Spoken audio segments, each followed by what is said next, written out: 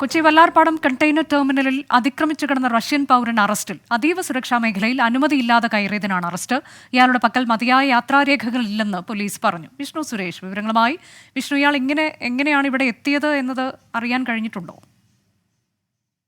അനുജ, ഇന്നലെയാണ് Kochi Vallarpadam terminal Russian പൗരൻ അതിക്രമിച്ച് കയറിയത്. ഇയാൾ ലഹരി ഉപയോഗിച്ചിട്ടുണ്ടായിരുന്നു എന്നുള്ളതാണ് മുളവുകാട് പോലീസിൽ നിന്ന് ലഭിക്കുന്ന വിവരം.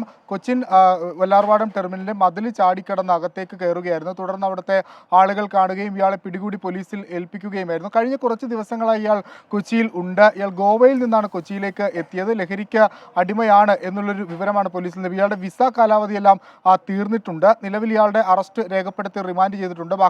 തുടർ നടപടികൾ എംബസിയുമായി ബന്ധപ്പെട്ട് നടത്തും എന്നുള്ളതാണ് പോലീസിൽ നിന്ന് ലഭിക്കുന്ന വിവരം. അതീവ സുരക്ഷാ മേഖലയിൽ അതിക്രമിച്ച് കടന്നു എന്നുള്ള വകുപ്പ് ചുമത്തിയാണ് കേസെടുത്തിരിക്കുന്നത്. അനുജ, വല്ലാർപാടം കണ്ടെയ്നർ ടെർമിനലിൽ അതിക്രമിച്ച് കയറി റഷ്യൻ പൗരൻ അറസ്റ്റിൽ.